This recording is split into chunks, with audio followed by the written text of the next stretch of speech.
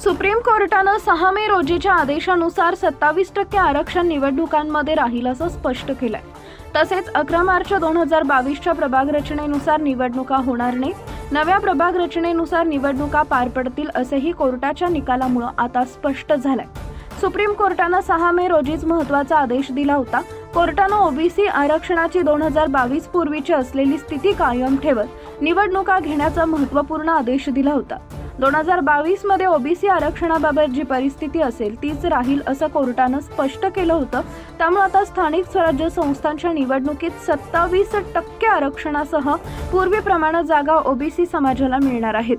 Supreme कोर्टानं निवडणूक आयोगालाही 4 महिन्यात निवडणुका घेण्याचे आदेश दिले होते। 4 आठवड्यात नोटिफिकेशन काढण्यास सांगितले होते।